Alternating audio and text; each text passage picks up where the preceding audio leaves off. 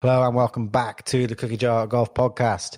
This is part 2 with David Davis, who has completed all top 100 golf courses in the world and is now a panelist on top100golfcourses.com. So if you haven't already, check out part 1. And this is the resumption of the podcast with David Davis. Watch this. No way!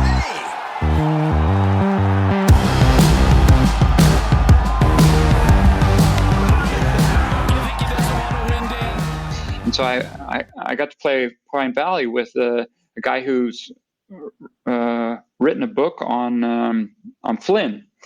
So he's like one of the foremost experts on Flynn at this stage, and a historian and everything. And that was super fascinating. And I realized I don't know anything. I don't know anything about him. And I was even thinking to myself like, I think I've played a few of his courses. Well, it turns out I played, a few more than I thought, even basically. But that's how kind of lacking I felt in knowledge when we were talking about him. So that was fascinating. And he could easily, if I knew more, he could easily be one of my favorites, right? I mean, it's just one of those things. It's because I started with McKenzie and Colton. I've played more of their courses than probably anybody else. So maybe that's why they're my favorites. But maybe you're also a product, like you say, of what, and being in Europe and around the UK, you can't help but see Colt's influence, and obviously Mackenzie, Simpson, hugely influential in the area. You touched on Pine Valley. There's no way we're having you on the podcast and not talking about Pine Valley. But the story around Pine Valley, just from an architectural standpoint, is particularly interesting. I don't know the details, so this is kind of right in the back of my sort of anorak knowledge, but Crump was a hotelier, if I'm right, and did he commit suicide near the end of near the completion of the course? And there was a couple of holes left, and there was a number of people that sort of had hand in completing it. I'm making this up, maybe, or I know there's some cold. No. You're very close. So, and look, this is the kind of thing. There's I guess there's at least one book written about it, right? So it's nothing that we could cover in a short time here. In fact, very recently, I found out that, and this is part of that story I didn't even know. So everybody's been. Tillinghast has been there. Colt had been there. I don't know if I'm saying something stupid. Maybe McKenzie had been there, and probably then if all those pieces fit in, I'm guessing that Rayner would have been there, and McDonald would have been there. So that guy, one of the smartest things he could have done is he probably realized he had this amazing piece of property. And so I'm going to invite all these brilliant minds here, everybody who is really into this part of work. And as it turns out, everybody, I'd always heard that Colt finished off after he died, finished off the last 4 or 5 holes or something like that. So now apparently that was Allison. So Colt didn't even go. He was sick at that stage. And so Allison actually went and had a hand in finishing the last 4 or 5 holes. And Colt apparently didn't like to travel, did he? Colt did not like to travel. I get the gist. He did. If you're in a place where you have so much work right at your backyard and so much great work, then why bother? Whereas Allison couldn't stay put. He's Japan. He's all over the place, isn't he? Yeah, absolutely. But that's probably because he said, that you're the understudy, you go. I don't want to go, or something like that. But we don't. I don't know the details, but yeah, definitely something like that. And Allison is also one of these guys who's probably one of the hugest underrated golf course architects that exist. I mean, his body of work just in Japan is legacy type stuff, with Hirono, Naruo, Kuwana. Those are absolutely brilliant courses. He did Royal Hague, which that's your club, isn't it? That's your home club. Not my home club. No, I'm at a club called Noordwijkse, but I go there a lot. I have a lot of friends there. It feels like one of my home clubs, let's say. Okay. Yeah. But Allison's work is phenomenal, and so it's no surprise that he was involved with Pine Valley. It makes total sense. So tell us a little bit about Pine Valley. I mean, you're talking to two guys here who have not been. Let's make that really clear. And our best effort is living it vicariously through you, David. This place it's revered. It's constantly at the top, isn't it? There's only a small handful of courses that seem to lay a glove on it. Just talk to us a little bit about the course, the experience. That's one where it's getting out the car. The expectation level is as high as it can get. How does it live up to, and yet it seems to for everyone that goes? Yeah. I think that a lot of these courses, probably all of them actually, you need to play it many times before you really start to get comfortable with it and be able to notice things and notice all the intricacies and the little features, and there's so much going on. Pine Valley is sensory overload. You show up there, obviously. In fact, every single time I feel pretty much the same way. So, I can't sleep the night before, whether it's because of jet lag or whatever it is. There's some reason in the excitement. You're thinking like, God, I'm going back to Pine Valley. That's amazing. And you get there as early as you can in the morning. It's in the oddest of places in a town. I think it's called Clementon or Clementine, New Jersey, and so it's pretty close to Philly. It's not like a especially nice town, and it's very hard to find. It's hidden away behind like this carnival. I guess it's a carnival. That's what you'd call it. A permanent carnival, though, as opposed to a traveling carnival. With little rides and stuff like that. But kind of a little bit on the rinky dink side, as opposed to like a Magic Mountain or something like that. So you wind your way back around there, and then there's you come up to like a security station or whatever, where guards come out, and they'll ask you, if you look puzzled, they're going to say, what the hell are you doing here? Basically, can I help you?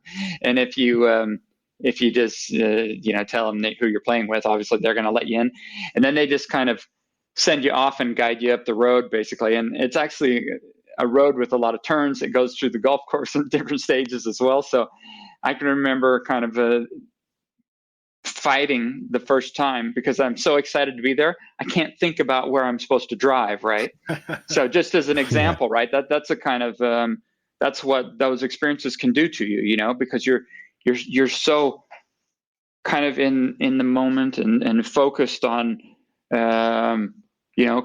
let's say calming down before the experience happens and getting ready to play mentally and wondering what it's going to be like and all this stuff. And then, you get up, normally you go up to the clubhouse, and, they're going to meet you and check you in and put you in a cart and send you up to the driving range, for example. Right. I mean, it depends on what time you get there, but for me, that's how it's always been every time. So you go up to the driving range, and that's amazing. So the driving range was already absolutely beautiful. It's state-of-the-art facility with Pro V1s. I think, if I'm not mistaken, the last time I'd have to look at the pictures, but I think it was Pro V1s, practice balls, and that type of stuff. So already when you see that, you think like, okay, well, either this is a special place or they have way too much money and they don't know what to do with it, one or the other, or both, basically. So, and then you go back down. And it's just the problem with those experiences, and I'm sure you guys can attest to great places that you've been, is that it comes up on you too fast. So, you're like, you spend weeks kind of thinking about it. If you've planned weeks ahead, it could be months, if you plan months in ahead, living to that day. And then all of a sudden you're there and it just starts to fly by. And it's almost like you have to, take several deep breaths and figure out how you can slow it down so that you can actually experience it, other than have it just be this blank thing that like almost like that just you blink your finger, you snap your fingers, and it's gone, and it's over. So you're on the first tee, and they're saying, you look out at the first tee shot, and you already you think like, okay, okay, so you need to hit it at least 250 yards, and don't be too far right, don't be too far left, go. Here's and then you're like, okay. So there's all this information to I take heard it in, forgiving basically. though. It's intimidating, but I've heard it's actually a bit forgiving when you get down into the fairways. It looks brutal off the tee. What's your handicap? 2. Then it's forgiving enough. But yeah. I mean, I'm not played it, David, and I'm playing a 2 around an easier golf course, and mine's a Sunday 2. To be fair, I mean, I'm probably more like 12. Look, the first tee shot is it doesn't look that hard, but you can't miss or make a mistake. I mean, if you force carried, isn't it? A high handicap is just not going to get round. It's going to be too I mean, if you block it right, you end up in a waste area that you kind of have to chip out of. You have no shot at the green, and also if you hit, like if you're a 2, you better pick the right club, because if you hit driver, even if you hit on a tiger line, you could hit it straight over the fairway and into trouble. So it looks, and there is a lot of width at Pine Valley. It's not the width that throws you off. It's all the other stuff that's around, like all the waste areas and so like I said, it's really sensory overload. So and there's a happy medium between going out and focusing and playing your game and then trying to take it all in and not getting lost in between, and the nervousness that you have and the excitement and, trying to talk to your hosts. And there's just a lot going on, playing with caddies. I mean, you guys might be used to it, but somebody who hasn't played with caddies goes to Pine Valley, all of a sudden you got a caddy guy telling you what to do. I mean, it's hard enough if you try to figure out what to do on your own, but now you got somebody telling you what to do. And the only other person that does that is your wife, so good luck. Unbelievable. I've always thought that playing with caddies, I've never done it. And I've always thought, I'd feel under incredible pressure because they're saying, right, just hit it over there, this yardage. And you're like, I could do my best, but it's probably not going to go there. What you're telling me to do and what I can do is two very different things. Just thinking about those courses though, David, you're getting used to playing a lot of new golf courses. And, one of our recent episodes, one of the guys who hosts the pod says, good measure of a good golfer is someone who can turn up to a course they've never played and played well. And that's a discipline because you get used to playing your own course and playing it to a certain extent, don't you? I'm not particularly good at playing new courses I've not played. I find it hard. How do you approach them just in terms of your own game and ability? Because that must be something, playing some of the best courses in the world, they're generally the toughest courses, aren't they? And doing those on a fresh set of eyes when you've never played it before, almost feels like, So that's a really good question. So first of all, I have I will call this an advantage. It's a disadvantage if you think about daily play, but my home course is one that Noordwijkse that I mentioned.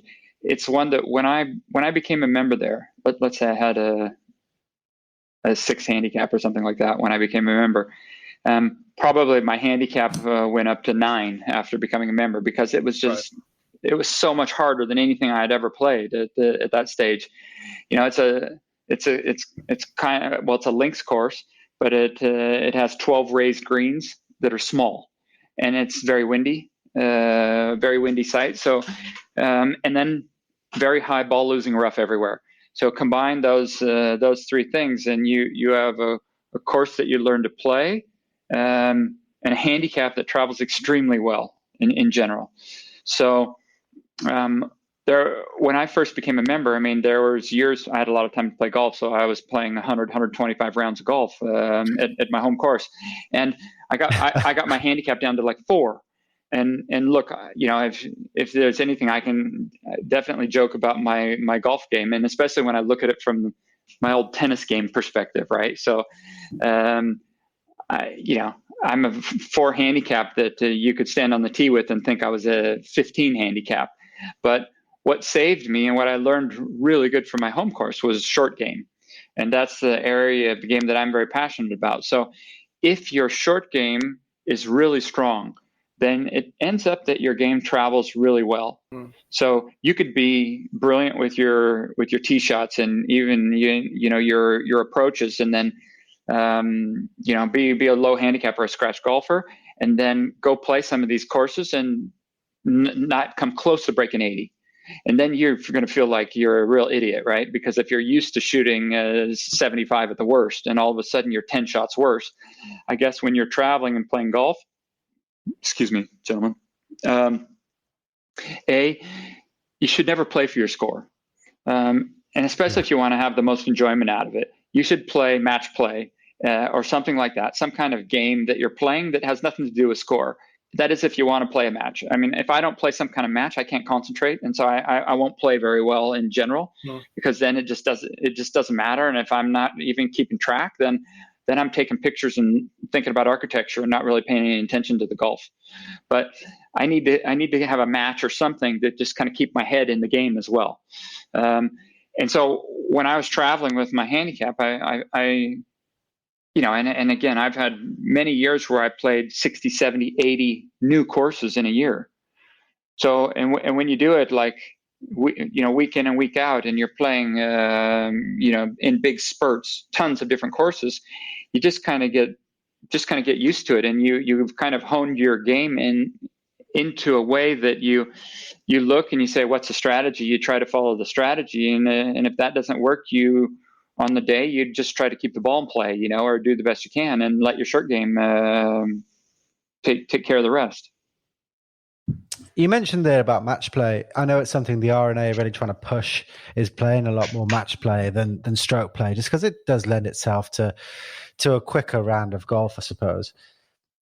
You said there that you can play 70, 80 different courses a year, and obviously now you're involved have been for a while with the top 100 golf courses.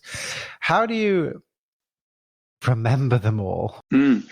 So the memory thing is it's usually for me a gauge of a course that's very unique, or even a great course in my mind, right? If it has 18 really unique holes that stick out in your mind, then it, how could it have that, tick that box, and then be not a great course, basically?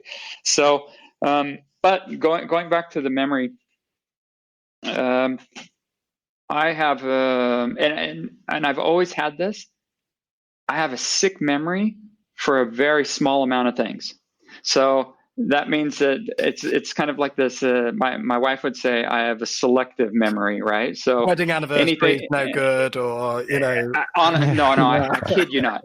If you want to talk birthdays or anniversaries or any of those type of things, literally I'm like totally lost. I could be senile, and not on purpose. It's just that I can't remember that stuff. I mean, it was even in school, it was the same thing. When it was history, like. Anyway, not going to talk about that, but I took a class, history of Judeo-Christian culture. I couldn't remember anything because the subject was just so dull and boring, right? I mean, that's an example, right? So, unless I'm really engaged in the subject, I can't remember. But with golf courses, I can remember little humps and bumps and different things on different holes with one walkthrough. So I have developed this kind of sick memory for features in golf courses. And a lot of people will say, like, God, I can't even remember the hole. How can you remember all that stuff going on? So another thing that I do when I'm playing, and that's why, you guys said you've seen my Instagram account. Well, I'm a terrible, terrible photographer, but these iPhones almost don't let you screw up the new iPhones, right? So I'm taking pictures all the time. And I do it so like nonchalant that most of the time people don't know even that I'm doing it. So I'll be taking pictures. I'll take pictures, sometimes a video of somebody swing, different things, take pictures of bunker features. I'll walk from one side of the fairway to the other while I'm waiting and take pictures on the other side. All the green complexes. I have like 50,000 pictures of golf courses and attributes of golf courses. A lot of those courses are rubbish, but a lot of the pictures are rubbish, and so I'll thumb through pictures and think like, oh, that's one that I could share that people might find interesting, or something like that.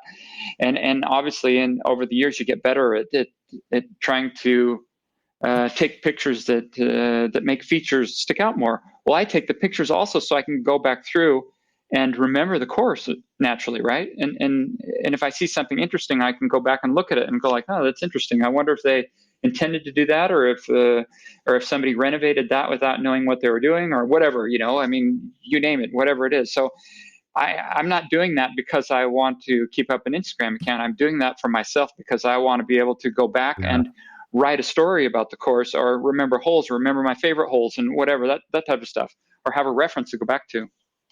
We've talked quite a bit around a couple of courses that are really really kind of very, very sort of very famous courses, some of those top ones like Augusta and Pine Valley, and we've talked about those in detail.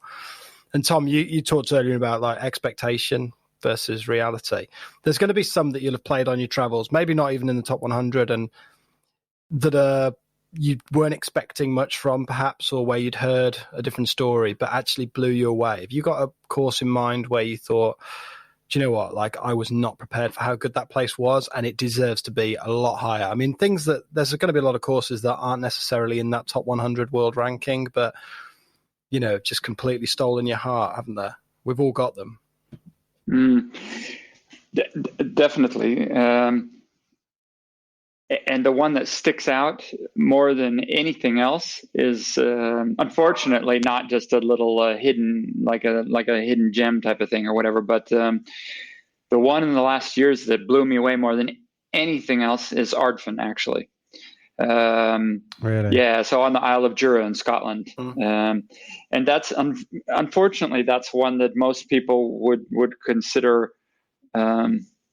inaccessible, I guess, and mainly because now that it's opened up to the public, the price card on it is something that most people just don't have over to play a golf course, even a great golf course. They think, whatever it is, if it's £1,500, but that course is. I mean, it's to me incredibly underrated, and I can make an argument for why it should be in the top 5 in the world, for example, right? Really? And it's not even in there. It's not even in some of the rankings. So we have it in Top 100 Golf. We have it in a ranking. I'm not happy at all with where it sits in the ranking. I think it deserves to be way, way, way further, way lower. So more in the direction of number one. Better. And so that's one that's, to me, hugely, hugely underrated still. And I'm sure that'll change with time. But that's just... It's supposed to be punishingly difficult, isn't it, Ardfin? Yeah, but Pine Valley is a slope of 155. Yeah. So that means that's the most difficult slope that you can have on a course. So, I mean, it's all relative. Pine Valley, you won't lose a ball, but you might score 150. At Ardfin, you might lose 10 balls, but especially if the weather's bad. But that's just because of the natural surroundings, and hard doesn't mean good, but look at the top 10 and most people's top 10 in the world. They're not easy courses. So, and I mean, there must be courses as well that aren't inside that top 100 ranking as well. Have you seen any others where you sort of think, just like you've there, I can make a case for Ardfin, there'd be a lot of courses that you just think, that's just outrageous. This thing should be so much more, people should go and travel there. Yeah, it's not the easiest question for me, and the reason it's not is because the courses that let's say I saw 8 years ago and I didn't think should be in, and I thought were like that, they've all now really, made it into the rankings. So to say all of them, everyone I can think of off the top of my head. So I'll give you examples. Here in the Netherlands, Royal Hague and Utrecht de Palm. Those are two fabulous courses. One, Royal Hague done by Allison, and Utrecht de Palm done by Colt. And back when I was started doing this and working with Top 100, they were invisible. Nobody ever heard of them. And so fast forward 10 years later, and I've hosted 50 panelists from different rating organizations. All of a sudden, they're ranked in the top 100 in the world. And because they're that good. I mentioned earlier, Fontainebleau is a course that totally will can blow you away, but you need to be able to see the forest through the trees, basically. So you need to be able to see the course for what it is without the trees there. So if you look through the trees and you see what a fabulous course is actually there, what it once was and what it could be, then that's totally different. I haven't played that many that I thought,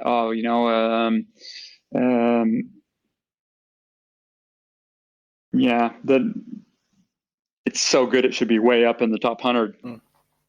For example, like you're asking, the ones, like I said, like the ones that I initially had thought that, I think most of them are in the top 100 now.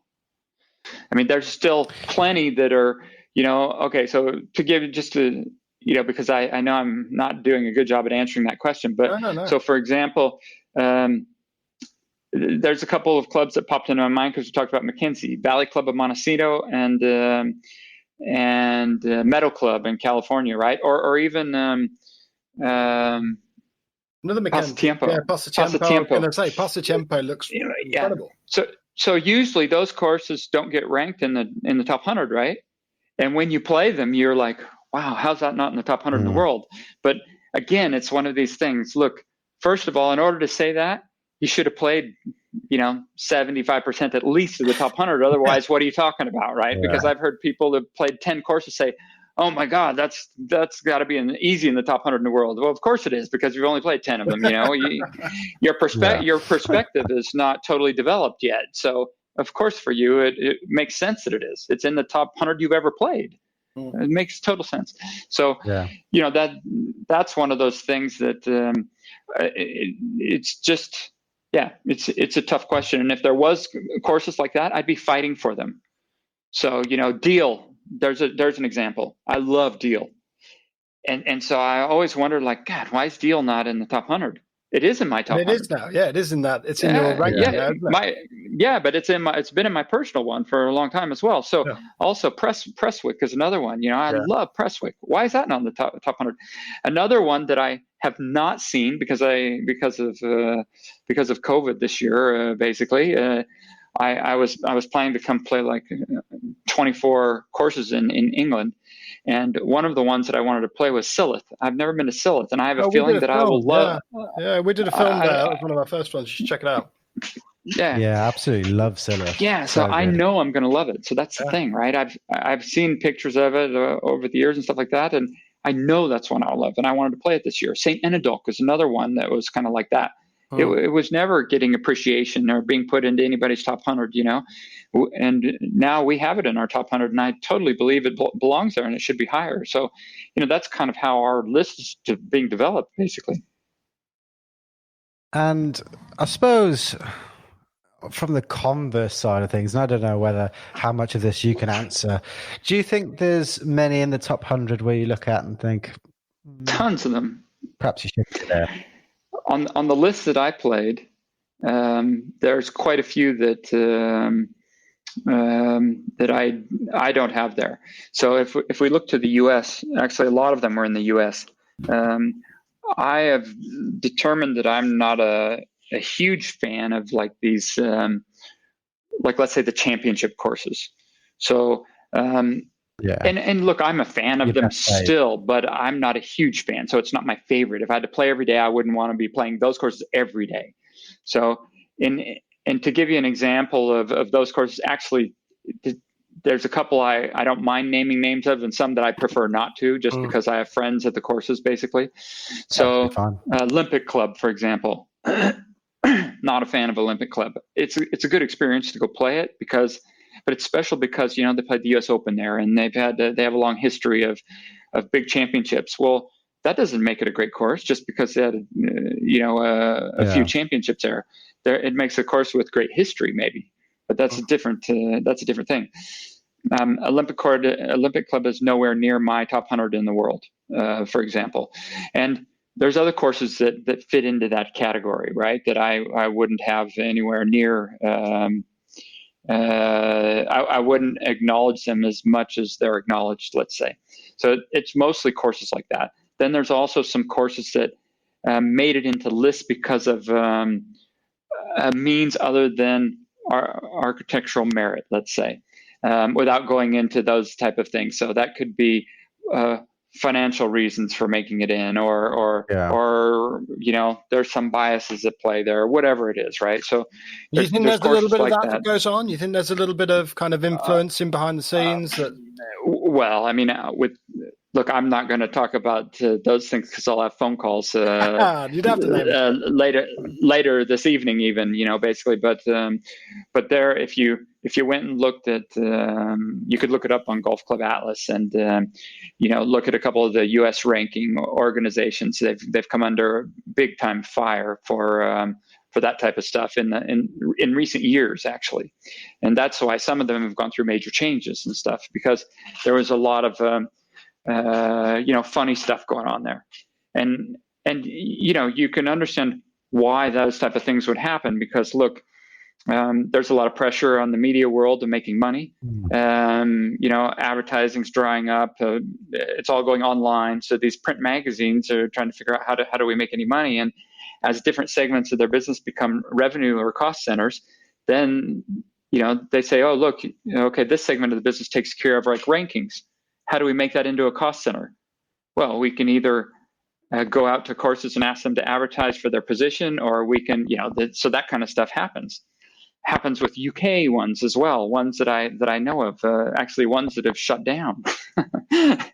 Yeah. Right. So, yeah, I mean, when you do a ranking, and then you tell your sales team to get on the phone and start calling, and the highest bidder wins a better place. Yeah, I mean, it kind of loses its authenticity. So anyway, but you can see why they do it. It's obscenely lucrative to be, being the difference between 100 and 101 it's huge. Is an obscene amount in visitor revenue. Yeah. So, but you can see what happens. But I want to talk a little bit. I hope you don't mind. I want to talk a bit about Holland. My friends within Cookie Jar will know that I'm obsessed with the idea of going and playing golf over in the Netherlands. I don't even know why. We have I've met a few guys that play sort of Awesome Club of Holland, and we're lucky to have played some golf with some of those guys out there. There's two courses that feature in that ranking, but there's an awful lot of really good golf courses in there. I think it shares the same latitude really as some of the kind of famous Surrey Heathland courses. People in Europe, advice on going and playing golf out in Netherlands and forming a bit of a golf trip there as opposed to your usual mainstays? So how do you mean? Would you recommend it? Would you say what do I think? Okay, so would I recommend it? I've been a huge advocate for the Netherlands ever since I started playing golf here. The golf will literally blow your mind. It's that good.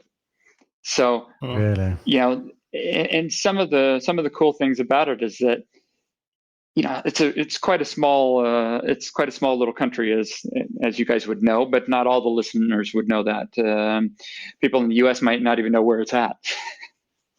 So, but again, why would they, unless you've traveled there, or something like that, basically. But look, it's kind of like this. We're blessed with, first of all, quite a long shoreline that runs up the coast, and then pockets of sand belts, just like in like the sand hills in Surrey area, and those areas basically.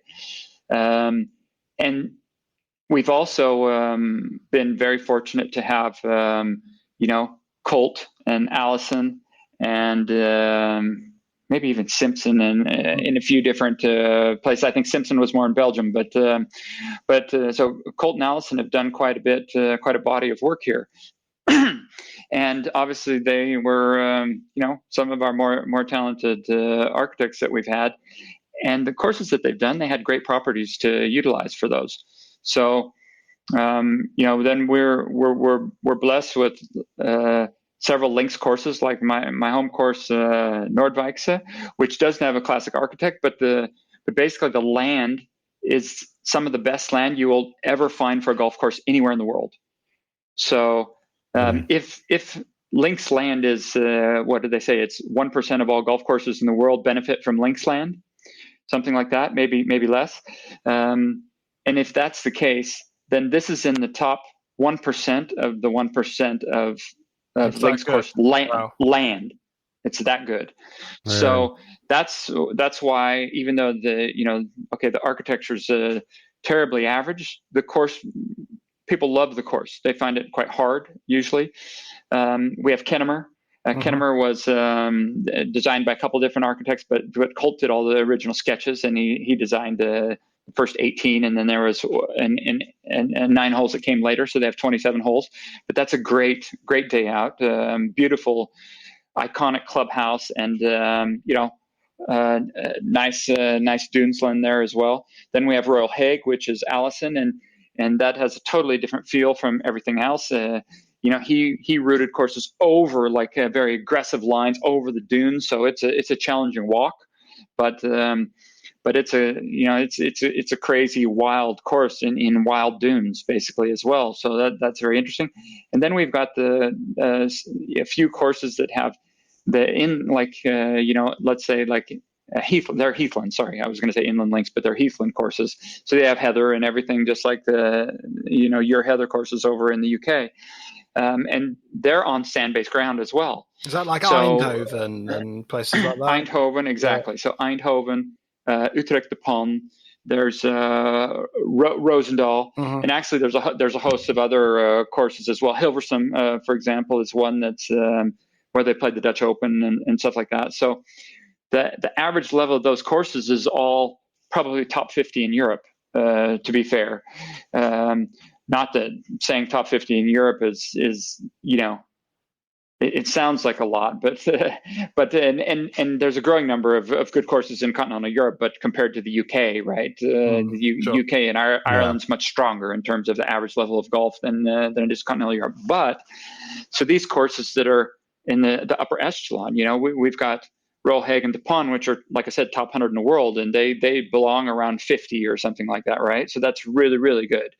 And that's my opinion, but they're even getting ranked there by other people as well. So it's my opinion, but it's being backed by other people. So then we've got Noordwijk, which has a tremendous potential. There's a small chance that Noordwijk, maybe it's a good chance that it'll receive a renovation in the next few years that it really deserves. I'm telling you, if Noordwijk receives that renovation, and it's not just because I'm biased because it's my home club. I've been waiting for this for forever, and if it receives the renovation, you're going to see that it's going to be unbelievably good. So, and we're talking like jumping right into the top 50 in the world type of stuff. That good. Wow. So, if you think the standard of the sort of the land in Netherlands is so strong, why do you think there's perhaps not the recognition it deserves globally? First of all, the Dutch don't care really if visitors are coming. That changes with time, and there's a lot of tourism in the Netherlands as well, but not golf tourism. So and these clubs, they're all been they're private. But you could play them if you showed, if you called them and you wanted to play during the week. Pretty much, most people could, especially international guests. But nobody ever thought of Holland as a golf destination.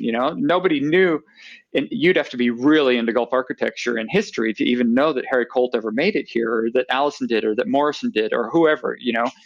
If you're not, you'd never have any idea. And if it wasn't for Instagram, nobody would ever find out, for example, right? Or whatever, modern technology, almost nobody would find out.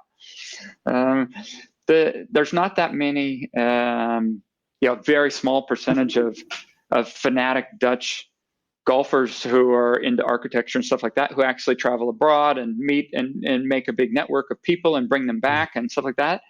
It happens, but if I said if it's 1% of the people, I'd be lying. It would be even a small fraction of that. And right? one of them's on a podcast now, fully occupied. So yeah, and actually he's from the US. So, I know that. I know you're American, but Dutch passport and all that, David, as well. It's Dutch passport. It's a dual citizenship situation we got.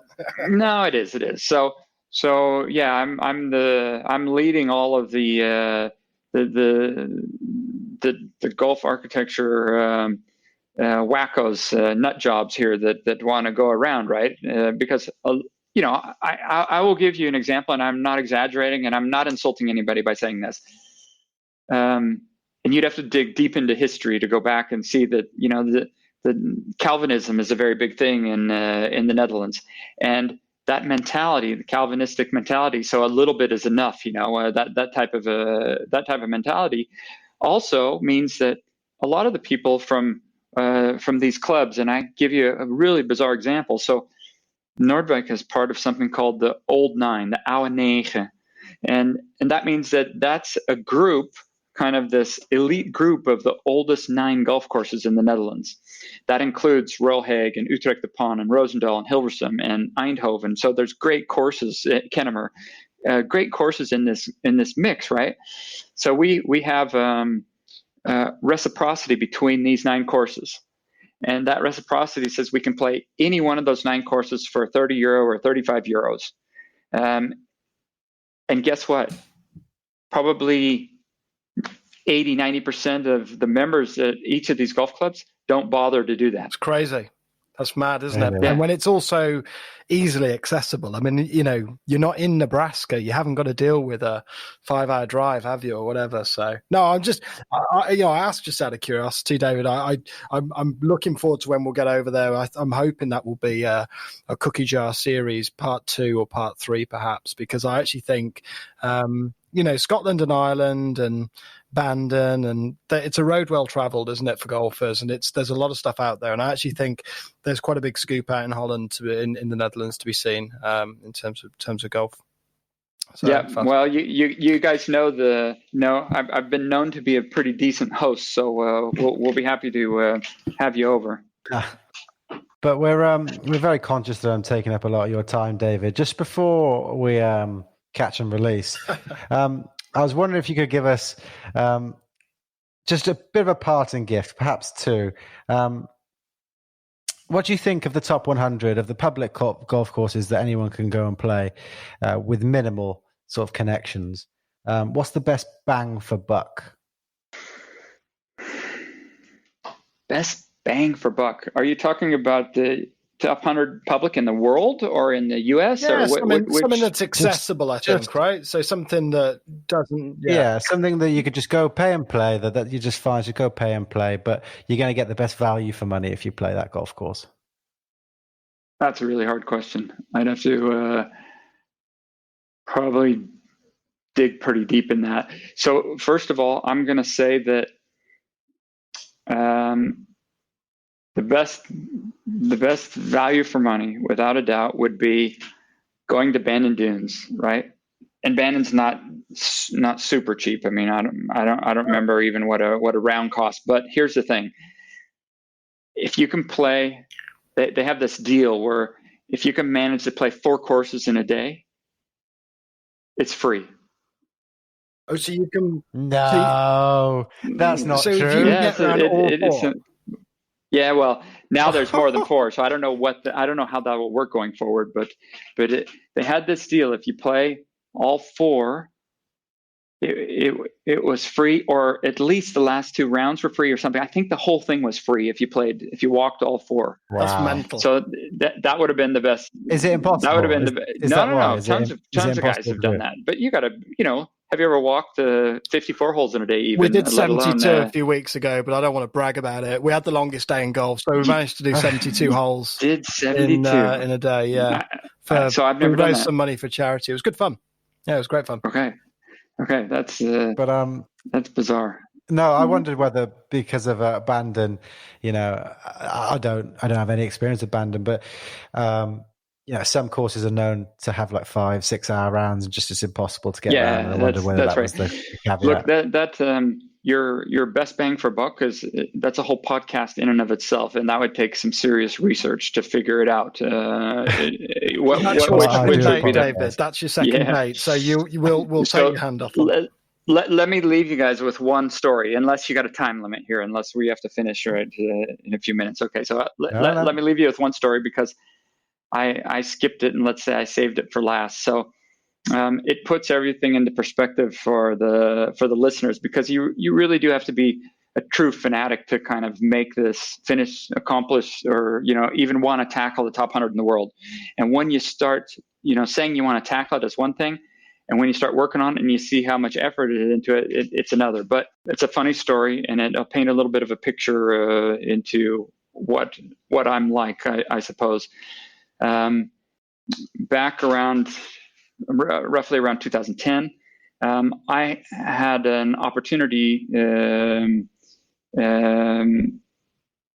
to play Cypress Point, and I'm going to tell you about that opportunity. And it's a bit of a story, but it's kind of a funny one. So, at that stage, I had been divorced from my first wife for several years, and I was engaged again, and the young lady I was engaged to was a phenomenal golfer, like one of the best women golfers I've ever played with. So she was from Mexico and two-time national champion, and both times she beat Lorena Ochoa for the national title. Wow.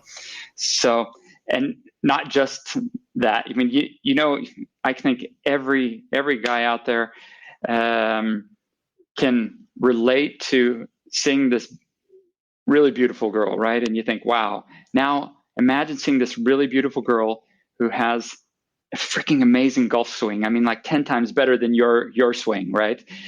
And then, you know, the butterflies go from pitter patter to just like full on. Oh my God, that's incredible, basically, you know? So anyway, this was that girl. And I had helped her to get a new job, and through her job, her training, it was actually a really good job with this medical instruments company, and her training was going to be in the U.S. in California, and I'd never played golf in California at that stage, and so I was like, that is so cool, because I have friends there. I've been meaning to do this golf trip, you know, this epic golf trip to California, and we'll do it while you're at the training. And it just so happened that she was having her 30th birthday on the weekend in between the training, right? So she was there for 2 weeks. That middle weekend was her 30th birthday. So I said, oh, that's perfect. I'll fly in for your 30th birthday. We'll have a great time in LA, and then I'll fly back out so you can focus on your work and your training and stuff, and I'll finish my golf trip. And then she was like, no, that's not a good idea. I'd rather go away when you come back. And I was like, yeah, listen, we can do that too, but this is really cool, and it's a good excuse for me to play this golf. And at this stage, I'm totally full on into wanting to play courses and stuff like that, right? Really want to play. So I really want to play. So I go off on my own, and I start I'm trying to organize this trip, and all these courses start falling together. So I mean, I managed to get an invite to Meadow Club and San Francisco Golf Club and Cal Club and Monterey Peninsula Country Club. And so everything's kind of like, you know, all the big ones are falling into this schedule. I get Riviera, I get LACC. And then finally I get the call of all calls. So and I'm called and I'm offered to go to Cyprus. I mean, this is like, you know, I've literally been dreaming about it, because it's the one that I've seen some pictures of, even though I try not to do too much study, but it's always been like number one on the list. It's pretty much only past presidents remembers, right? That and maybe a handful of other people. It's crazy. It's crazy. Yeah. So, and as soon as that happened, I mean, I'm like literally jumping for joy, you know, like as you would, like, yeah, how do I calm myself down? Okay, I got to invite to Cyprus. So, you know, I go running in there to say like, okay, listen, you'll never believe what happened. I just got this invite to go to Cyprus or whatever. And she said, oh, are you still talking about this California trip? I thought we already talked about that. I said that I want to focus on my job. I didn't want you to come to this, you know, all this stuff basically. And you can imagine that my, you know, your state of mind when you got that, because my state of mind is already saying, yeah, yes, absolutely. And so, and she said, so she got really upset basically about this, that I was coming back with this golf thing. I said, listen, I've just received an invite to Cypress Point. And I said, that's a once in a lifetime opportunity. There's no way I just can't pass that up. And so she starts getting upset, and she says, well, you're going to have to choose. And she said, no. And she says, you're going to have to choose. You choose. If it's that important to you, you choose Cypress Point or me. And you know what I said? I've got a feeling. Pack your bags. No, you didn't. That is the most brutal story. That's dedication. That is the most brutal story we've ever had on the podcast, and that is a stellar. And I'll tell you what. In retrospect, look, if somebody is trying to control your life, if it's going to happen, it's going to happen eventually anyway. So that just saved me a lot of anguish and everything. And I'll tell you what, Cyprus was the best fucking day I've ever had in my life on a golf course. That is such Stone cold game. killer, David Davis on the pod. It's been an absolute blast, David. We really enjoyed that. Yeah, guys, thanks so much. I had fun. It's always fun to reminisce about great stories and great courses. David, thank you very much for spending time with us. It's been brilliant, and we look forward to hopefully chatting to you again sometime. Sounds good, guys. This.